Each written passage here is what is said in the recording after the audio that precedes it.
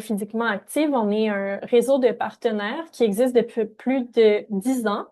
Puis ces partenaires-là, ils sont engagés pour la santé et le bien-être de toute la population montréalaise. Donc MPA, Montréal Physiquement Actif, c'est une instance de référence régionale donc pour l'ensemble de Montréal. Et on facilite la coopération entre les partenaires qui font partie de notre réseau en créant des espaces de dialogue et de collaboration. Il y a près de 100 partenaires qui font partie du réseau. Et il y a entre autres un de nos axes, un de nos groupes de travail qui travaille sur la promotion de l'activité physique et sportive. Et puis, c'est dans le cadre de leur travail qu'il y a eu un besoin de mieux connaître les populations qui sont à risque d'être sédentaires.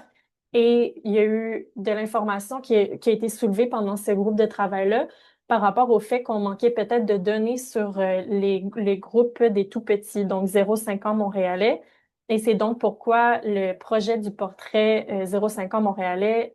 Le portrait, ici, vous avez un code QR qui est affiché à l'écran. On va aussi vous déposer dans le chat un hyperlien pour accéder au portrait pour pouvoir le consulter. Comme j'ai déjà dit, on l'a coporté avec la Direction régionale de santé publique de Montréal. Il y a quelques collègues, entre autres Marie-Pierre, je crois, qui est avec nous aujourd'hui, qui ont travaillé fort sur ce portrait-là. C'est un grand projet quand même parce qu'on a fusionné 3 consultations distinctes. Donc, il y a eu la consultation des enfants de 4-5 ans qui a été faite en collaboration avec C Montréal. Il y a une consultation des parents qui a été lancée par Léger en collaboration avec nous et la consultation des SGE montréalais s'est faite par la DRSP de Montréal.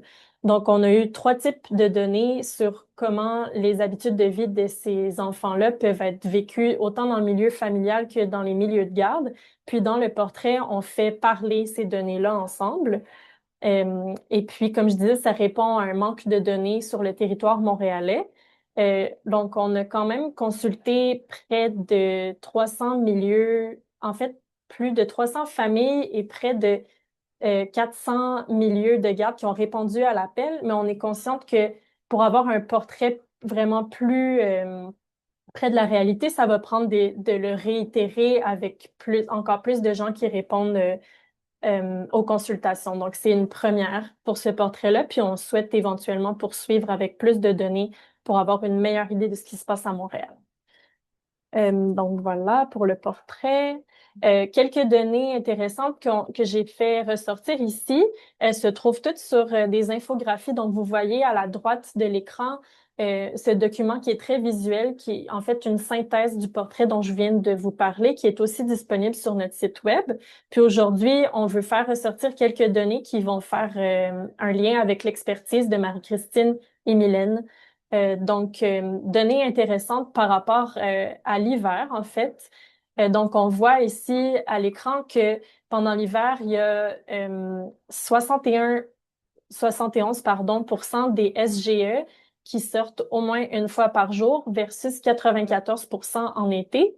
Et puis, le temps, il y a quand même, c'est là où on voit une grande différence, c'est que c'est seulement 8% des SGE qui passent au moins 1 heure à l'extérieur en hiver versus 63% en été. Donc, on voit que c'est la température, la glace, les conditions hivernales, ça peut être une très grande barrière au fait de pouvoir faire bouger les enfants en extérieur en hiver. Puis aujourd'hui, on veut vous parler autant de comment se doter d'outils pour que ça se passe mieux à l'extérieur, mais aussi comment avoir du jeu actif en intérieur qui est plus intéressant, qui pourrait peut-être compenser le fait d'aller un peu moins en extérieur. Donc voilà. Les recommandations Gazelle et Potiron, je vais pas vous les lire parce que vous les connaissez pour la plupart, mais on voulait quand même vous les remettre à l'écran ici, puisque l'activité qu'on vous propose aujourd'hui, ça vient en soutien à ce cadre de référence-là qui a été développé par le ministère de la Famille et qui est connu par la majorité des SGE. Ça faisait partie des questions qu'on vous posait pour les milieux qui ont répondu à la consultation, si les gens connaissaient bien le cadre. Puis, on sait que la majorité des milieux le connaissent bien. Donc, on continue. Donc, on est heureuse d'avoir avec nous aujourd'hui Marie-Christine Murphy, qui est kinésiologue et directrice des opérations à la Fondation Champion pour la vie. Et puis, on a aussi avec nous Mylène Théroux, qui est conseillère en pédagogie à l'Association québécoise des CPE. Donc, on va commencer déjà par les présentations de nos expertes.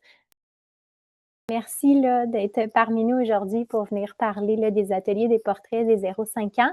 Donc, Marie-Christine de la Fondation Champion pour la vie. Donc, aujourd'hui, je vais vous présenter là, grossièrement qu'est-ce que c'est la Fondation Champion pour la vie et on va venir aussi par la suite parler des discussions sur l'activité physique en intérieur. Donc, suite au portrait, on s'est rendu compte que moins de la moitié des milieux ont accès à des locales de motricité, mais vraiment comment voir comment on peut bouger tout le temps, tous les jours, dans différentes façons. Donc, c'est vraiment ce qu'on veut faire, puis aussi vous entendre là, pour voir c'est quoi vos bons coups, de quelle façon là, vous réussissez à motiver là, nos tout petits à bouger au quotidien. Je vous présente rapidement l'équipe de la Fondation. C'est nos 10 ans cette année, donc on est bien contents. Donc, kinésiologue à l'intérieur, enseignant d'éducation physique et éducatrice au préscolaire. Donc, c'est vraiment important pour nous d'avoir une équipe multidisciplinaire pour vous offrir des outils qui répondent à vos besoins. Je vous présente aussi Kaizen, la mascotte.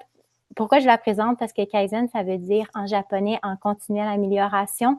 Donc aujourd'hui, ce qu'on veut garder en tête, c'est qu'on veut toujours s'améliorer pour avoir notre plein potentiel. Donc c'est vraiment ce qu'on essaie de miser à travers nos outils puis ce qu'on vous présente aujourd'hui.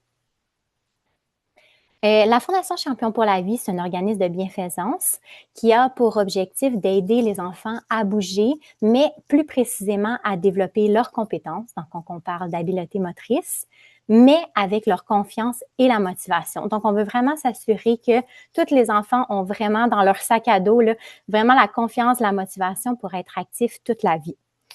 Ce concept-là qu'on apprend aujourd'hui, ça s'appelle la littératie physique. Donc, je ne sais pas si c'est quelque chose que vous aviez déjà entendu parler.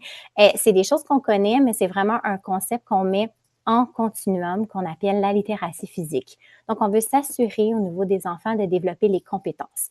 Est-ce que je suis capable de bouger de différentes façons? Est-ce que j'ai la confiance? Est-ce que je crois que je suis capable de le faire? Et est-ce que j'ai le vouloir de pouvoir bouger de différentes façons? Donc, quand on regarde un enfant dans son développement global, on doit s'assurer, oui, qu'il soit capable de bouger, mais est-ce qu'il y a la confiance et la motivation? Donc, on veut vraiment pas venir miser sur la perfection du mouvement. On veut vraiment pas venir miser sur la réussite du mouvement, mais vraiment sur les premiers pas pour vraiment se sentir compétent. Et par la suite, on le sait, si un enfant se sent compétent dans nos milieux, vont avoir envie d'essayer dans différents environnements, dans différents endroits. Ce qui est particulier avec la littératie physique, c'est que c'est un continuum. Donc, ça commence de la naissance jusqu'à l'âge adulte. Donc, on peut intégrer la littératie physique à n'importe quel moment dans notre vie. C'est sûr que quand on est petit, ça a un plus grand impact par la suite pour qu'on accroche à un mode de vie physiquement actif, mais il faut garder en tête que vraiment, ça peut venir s'intégrer à n'importe quel moment. La littératie physique, il faut le voir comme des blocs de construction. Donc, on veut venir développer un vocabulaire de mouvement chez les enfants. Donc, c'est comme apprendre les chiffres, c'est comme apprendre les lettres. On va commencer par nos petits à apprendre des traits d'écriture. C'est la même chose avec les mouvements. Il faut s'assurer que quand on propose des choses, on part de la base avec plusieurs options. Donc, je vous donne l'exemple. Si on joue avec un ballon et on met un but qui est très, très petit, ou est-ce que l'enfant est juste en réussite une fois qu'il a lancé le ballon, qui est allé dans le but, c'est sûr que c'est un mouvement qui est plus complexe, qui ne vit pas une réussite, puis il risque d'avoir un découragement. Donc, souvent, notre enfant ne veut pas participer à l'activité, non pas parce que ça ne tente pas, mais soit il ne veut pas se mettre en situation d'échec ou il n'est pas capable de le faire. Donc, il faut vraiment le garder dans la tête de se dire, bien, est-ce que je suis capable de descendre d'un pas pour nous permettre par la suite d'avoir une progression vers un mode de vie physiquement actif et une réussite face à tout ça. À travers tout ça, ce qu'on veut venir développer, c'est nos habiletés motrices de base. Donc, il y a vraiment plusieurs catégories. Donc, est-ce qu'on est capable de bouger dans différents environnements? Est-ce qu'on est capable de lancer, attraper, de se tenir en équilibre? Donc, c'est vraiment de venir développer une grande variété. Quand on parle d'habileté motrice de base, il existe 3 grandes catégories. Donc, quand je suis avec mes enfants, est-ce que je viens varier mes types? Est-ce que je viens faire de l'équilibre? Donc, il existe de l'équilibre qui est statique, mais il existe aussi de l'équilibre dynamique. Donc, par exemple, marcher sur une ligne. Est-ce que je fais de la locomotion? Est-ce que je donne l'option de ramper, de rouler, de galoper, de courir? Donc, s'assurer de varier nos types de locomotion. Et des fois, on a tendance à rester dans ce que nous, on est habitués, mais de se dire, bien, il existe un éventail de façons que je peux me déplacer. Donc, que ce soit les marches des animaux souvent qu'on utilise, de vraiment venir mettre ça de l'avant au quotidien pour permettre de varier. Et est-ce que je suis capable de manipuler des objets différents? Donc, avec mes pieds, mes mains. Est-ce que je suis capable de botter, frapper un objet qui roule, lancer un objet? Fait que de venir varier nos choses. Donc, ce qu'on veut vraiment miser ici, c'est de développer un vocabulaire de mouvement qui est varié pour les enfants. Rapidement, je ne passerai pas trop de temps. La Fondation Champion pour la vie, c'est 4 programmes. Je vais vous parler un peu plus du programme Petit Champion qui est pour les 4-5 ans. Sinon, on a des programmes au niveau des écoles où est-ce qu'on offre de l'accompagnement aux éducatrices en service de garde, à la récréation pour former les plus vieux qui viennent aider les plus petits et pour les enseignants d'éducation physique. Donc, c'est vraiment de l'accompagnement qu'on offre dans les services. Petit Champion, c'est un programme avec des histoires interactives. Donc, l'objectif, c'est de venir intégrer des histoires dans nos mouvements. Donc, c'est une collection de 11 histoires où est-ce qu'on découvre vraiment les saisons, des habiletés. Donc, je vous donne un exemple ici. On part à l'aventure avec Marco. Donc, on apprend à marcher en équilibre sur un bout de bois. On apprend à sauter sur les roches. On apprend à attraper des bananes, mais on peut aussi apprendre à compter à l'intérieur. Fait que c'est vraiment une façon de pouvoir intégrer le mouvement dans notre temps de lecture. C'est des histoires qui sont faites par la Fondation, mais c'est aussi pour vous dire que vous pouvez, quand vous lisez des histoires, pensez des fois à intégrer des moments moteurs. Donc, ça permet aussi des fois d'ajouter un temps d'attention avec les enfants. Si on lit une histoire, à un certain moment, on fait un mouvement et on poursuit. Quand on fait des activités physiques, à la Fondation, nous, on vient déconstruire les habiletés. Donc, l'objectif, c'est toujours d'avoir 4 indices pour expliquer les habiletés. Ça permet des fois de vous aussi d'avoir confiance et de la motivation d'expliquer les choses. L'objectif, c'est pas que vous soyez des professionnels en activité physique, loin de là, mais c'est vraiment d'avoir des ressources. C'est juste des exemples que des fois, quand on apprend certains mouvements, de prendre le temps de décortiquer, c'est là qu'on s'assure qu'on a plus de confiance et de motivation. Si on s'en va un petit peu plus là, dans le concret des idées de qu'est-ce qu'on pourrait faire là, quand on est dans nos milieux, ce qu'on veut se rappeler, c'est que c'est important de diversifier les types de mouvements. Fait que même dans des espaces qui sont restreints, est-ce que je donne plusieurs opportunités, que ça soit au sol, sur le ventre, sur le dos? Est-ce que je fais mes mouvements de différentes façons? Donc, par exemple, si je marche à 4 pattes, est-ce que je peux me mettre sur le dos, refaire le même mouvement? L'importance d'avoir une diversité de mouvements. Donc, assurez-vous quand vous faites vos programmations, dites, de quelle façon est-ce que je peux rentrer cette semaine un nouveau mouvement, par exemple, en équilibre? Est-ce que je pourrais faire une sorte d'équilibre qui est différente? Ou même dans notre espace, de venir intégrer des icônes. Est-ce que si je viens mettre des flèches, bien, l'enfant reconnaît qu'à cet endroit-là, il peut sauter. Fait que même que c'est des endroits qui ne sont pas dédiés au développement moteur, bien, quand je vois les flèches qui sont placées un peu partout, bien, ça me donne l'idée de pouvoir venir faire un saut, ou si par exemple, il y a des balles avec un autre saut à balles, bien, je sais que je peux faire glisser à cet endroit-là. Donc, vraiment regarder comment mon environnement complet peut amener au développement moteur.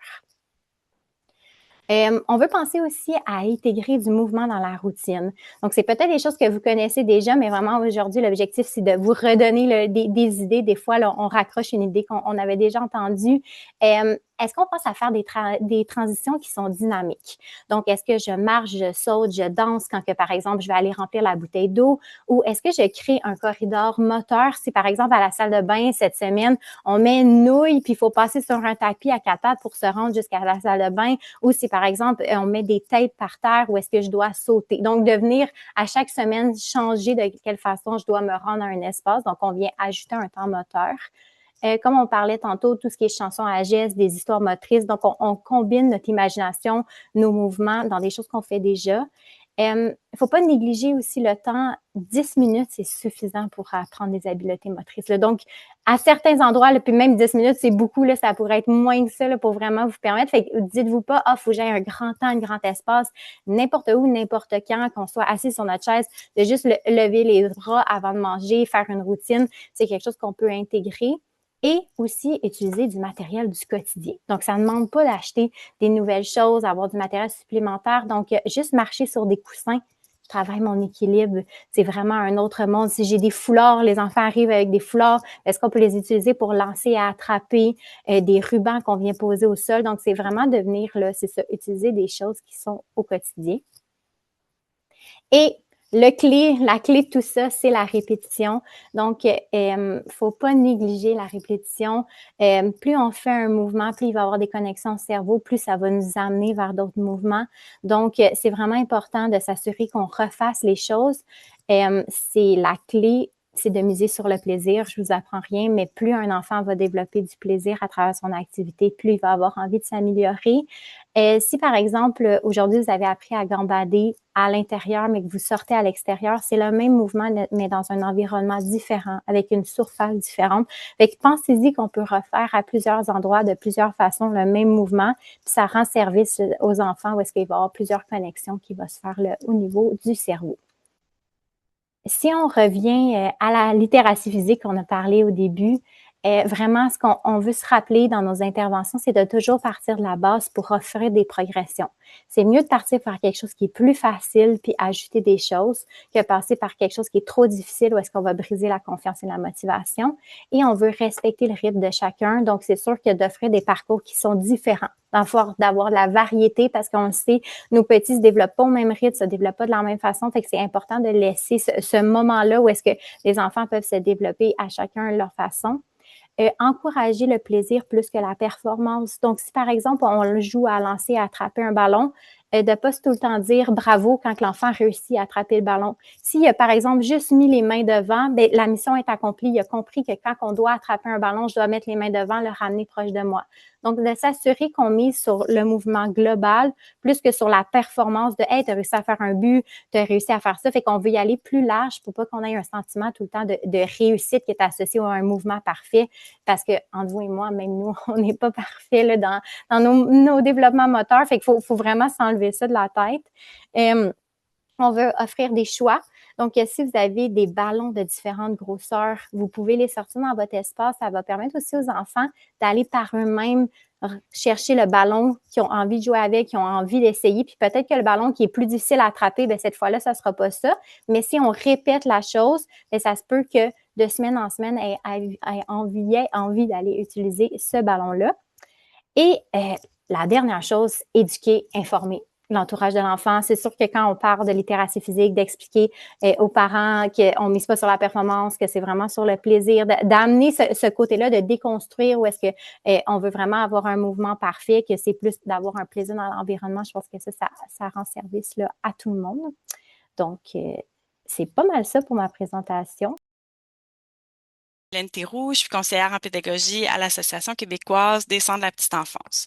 Donc, d'abord, qu'est-ce que c'est la QCPE? Donc, la QCPE, c'est une association qui représente la majorité des CPE et des bureaux coordonnateurs au Québec.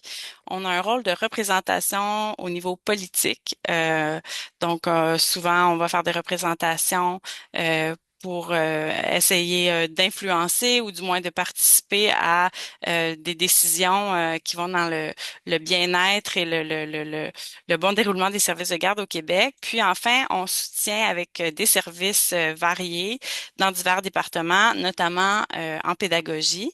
Là, aujourd'hui, je vais vous parler d'éducation par la nature. Je vais vous parler du projet Alex. Donc, Alex, c'est une approche à découvrir. Alex, c'est une approche qui s'inspire du projet Grandir en forêt et de multiples approches internationales, donc immersion nordique, ancrage communautaire, les philosophies toscanes et régianes de Reggio Emilia, aussi d'études d'éducation relative à l'environnement, puis de connaissances scientifiques récentes, donc de recherches récentes. Donc, Alex, c'est une approche expérientielle qui souhaite que les enfants puissent apprendre par et dans la nature. Elle est applicable, l'approche est applicable partout, même en milieu urbain, donc dans les cours, dans les parcs, dans les ruelles vertes, puis dans les espaces de proximité. L'éducation par la nature aussi vise à avoir un contact fréquent et direct avec les éléments naturels. Donc, quand on dit fréquent, c'est ben tous les jours, de façon assez prolongée, en toute saison, en toute météo, idéalement. C'est fondé sur certains principes qui visent à offrir aux tout-petits une expérience éducative qui soutient leur développement global, puis leur éveil à leur sensibilité écologique. Donc, plus on est en contact avec la nature, plus on souhaite la protéger en grandissant. Puis, j'entendais quelqu'un tout à l'heure dire dans la salle, là, on est en échange, ben, quand on est à l'extérieur, ça nous permet vraiment de développer toutes nos sphères de développement quand on est petit et même grand. Donc, c'est vraiment des lieux qui sont propices à l'épanouissement de l'enfant où il va pouvoir se développer vraiment de façon globale. Ensuite, l'approche Alex est vraiment cohérente avec l'approche d'accueillir la petite enfance, qui est le programme éducatif pour les services de garde au Québec. Donc, ici, je vous ai affiché le schéma qui représente les 8 principes d'éducation par la nature qui sont appliqués dans le programme Alex. Aujourd'hui, bien entendu, j'ai peu de temps pour vous les présenter, mais on va s'attarder très brièvement sur des lieux riches en biodiversité, aussi du matériel libre et polyvalent. On va aussi parler d'une autre vision du temps. Donc, on parlait d'aller le plus souvent dehors, donc tous les jours pour des périodes assez longues, mais aussi comment on fait pour ralentir un peu le temps, hein, qu'on soit pas nécessairement toujours pressé dans nos horaires et tout. Puis, on va parler un petit peu d'éveil à la sensibilité écologique, donc au travers les diapos que je vais vous présenter, mais bien entendu, tous ces principes-là pourraient faire objet d'une présentation complète et même plus. Donc, tous les enfants et adultes devraient pouvoir bénéficier de l'éducation par la nature, même en ville, même en hiver. Donc, euh, je souhaitais vous parler des bienfaits de l'éducation par la nature sur le développement global des enfants. Puis là, on va l'aborder sous les 4 sphères de développement. Donc, d'un point de vue physique et moteur, ben, l'enfant va repousser ses limites quand il va être à l'extérieur. Il va s'engager dans des jeux qui vont comporter des risques, mais des risques calculés. Donc, l'enfant va se mettre au défi, va essayer parfois de grimper. Là, on voit une petite fille qui est en train de pousser une énorme balle de neige, donc elle force, elle essaie de trouver des moyens. Donc, des risques qui ont des bienfaits pour son développement. Puis, les études démontrent qu'en éducation par la nature, ben, les enfants, ils ont moins de problèmes d'hyperactivité. Donc, c'est des enfants qui se dépensent énergétiquement, qui sont apaisés aussi par l'environnement, puis même qui vont mieux dormir souvent à la sieste. Donc, ensuite, d'un point de vue cognitif, ben, l'enfant va faire preuve de créativité, hein, parce qu'il va prendre les éléments qui se trouvent autour de lui, il va observer ce qui est autour de lui. Il enrichit ses connaissances sur le monde, sur la découverte du monde qui l'entoure.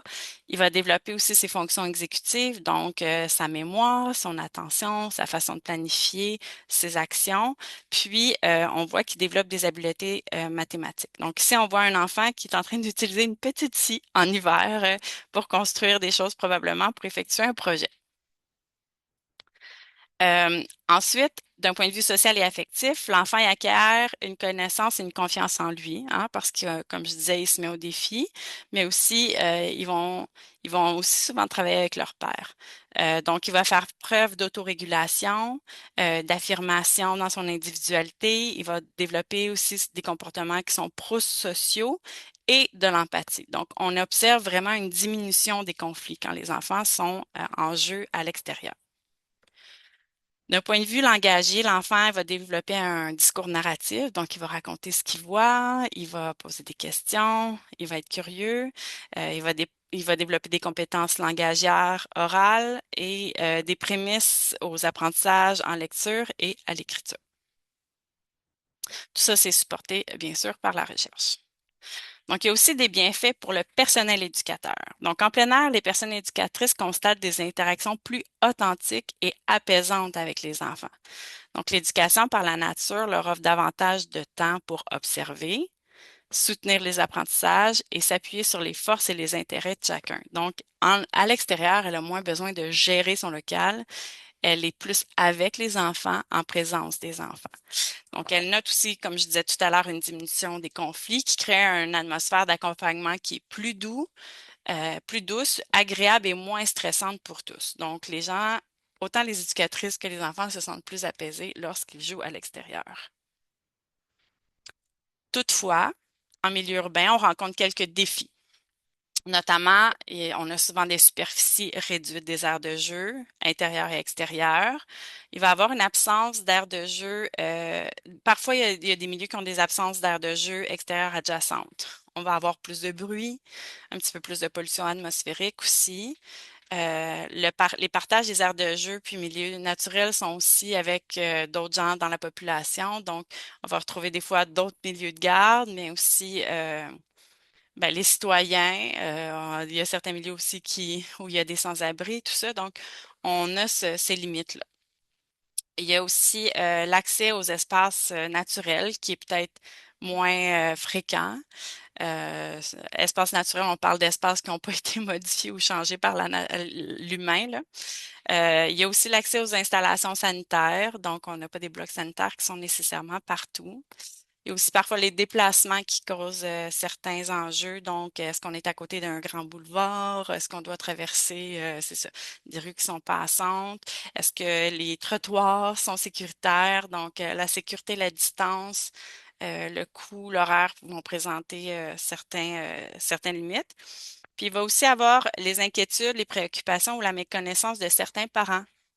Donc, pourquoi on va dehors? Ça sert à quoi d'aller dehors en ville? Tous les parents ne voient pas nécessairement les bienfaits.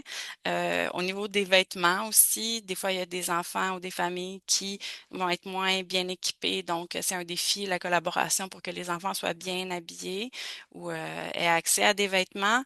Euh, Aussi, les parents vont avoir parfois des risques liés à aller jouer dehors l'hiver, puis à la température. Il fait froid, pourquoi vous allez dehors? Donc, il y a des parents qui vont se poser la question, qui en verront peut-être pas les bienfaits, donc ça peut créer des limites. Finalement, il y a les espaces d'entreposage des équipements. Est-ce qu'on a de l'espace pour entreposer des pelles, des traîneaux, tout ça pour se déplacer? C'est pas tout le monde qui en a. Donc, ce que j'ai envie de vous faire aujourd'hui, c'est de vous inviter à rechercher des parcelles de nature puis d'exploration tout autour et en toute saison. Parce qu'il y en a malgré tout et malgré tous les défis, on peut en trouver.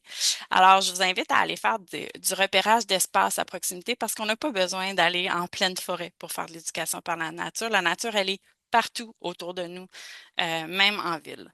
Donc, je vous invite à explorer votre quartier sans les enfants, à aller voir où est-ce que vous pourriez aller ensemble, parcourir les rues, les ruelles. Vous allez peut-être trouver des trésors, des parcelles de terrain. Explorer les cartes avec Google Earth ou Google Maps. Essayez de voir où sont situés les parcs, où sont situés les espaces verts que vous pourriez explorer. Chercher aussi des saillies de trottoir. Ça va être souvent au printemps, quand la neige fond. Des fois aussi, on a des buttes de neige sur des terre-pleins en hiver avec le déneigement. Donc, essayez de chercher des endroits, des terrains vagues, des petits passages que vous pourriez aller explorer aussi. Sinon, échanger avec les riverains, les propriétaires de terrain ou les gestionnaires de sites, notamment à la municipalité, pour collaborer avec eux. Puis, ben, je vous invite aussi à faire des analyses de risques-bénéfices des lieux. Donc, des fois, on voit beaucoup les risques ou on voit beaucoup les limites, mais on oublie de voir les bénéfices. Donc, je vous invite à faire certaines analyses pour voir, ben, peut-être que finalement, ça vaudrait la peine d'aller là, d'aller explorer là pour le bénéfice puis pour le développement des enfants. Donc, qu'est-ce qu'on fait avec les enfants en hiver? Rafale de petites images pour vous inspirer. Euh, donc, ici, on voit des enfants qui sont dans un CPE en plein centre-ville, là, près du quartier des spectacles. Donc, on peut aller explorer nos quartiers. Donc, ici, il y a des installations temporaires de la ville qui étaient présentes. Il y a aussi les commerçants hein, qui changent. Des fois, quand on est dans des milieux qui sont beaucoup très urbains, on peut aller rencontrer les commerçants, leur dire bonjour. Ici, on voit un commerçant éphémère qui vendait des sapins de Noël. Donc, les enfants pouvaient aller le revoir de jour en jour, discuter avec lui. Donc, c'était une petite mission pour aller à l'extérieur. Euh, on peut se servir ben, de la neige hein, comme outil principal. Donc, on voit que les enfants ont fait une super construction ici. Les bonhommes de neige, monter sur les buttes, ramper, construire, sauter. On peut même aller ben, s'installer, se servir des arbres, donc les arbres qui sont sécuritaires, donc on peut y grimper, on peut faire des petits défis moteurs sans nécessairement nécessairement monter à la cime. C'est des occasions d'explorer la nature puis d'être en contact avec elle. Sinon, on peut partir en mission, se servir encore une fois de la neige. Là, ici, on voit que les enfants ont été à l'extérieur pour aller chercher de la neige, pour ensuite faire des expériences à l'intérieur, observer, développer leur esprit scientifique. Ici, on a du matériel libre et polyvalent qui a servi à faire des popsicles de Reine des Neiges, hein, rien de moins. Donc, ici, les enfants font des projets qui vont ensuite transposer à l'extérieur. Même chose ici, avec des éléments de la nature qu'ils ont trouvés autour d'eux pour décorer leur cours. Donc, euh, l'extérieur peut communiquer avec l'intérieur aussi. On peut avoir des projets extérieurs qu'on peut préparer à partir de l'intérieur, puis on s'amuse comme ça. Finalement, je vous invite à amener du matériel à l'extérieur et de pas hésiter. Donc, des, des voitures, des moules à gâteaux, des vieux chaudrons. Ici, c'est simplement des branches, des jumelles, des pelles, des traîneaux. Allez-y pour que les enfants puissent eux-mêmes tirer, pousser, creuser, qu'ils aient du plaisir, puis qu'ils puissent monter leur projet. Puis enfin, ben, je vous invite à observer la nature urbaine. Même si elle est moins présente, elle est quand même bien là. On a la cime des arbres partout. Le ciel, il est présent partout.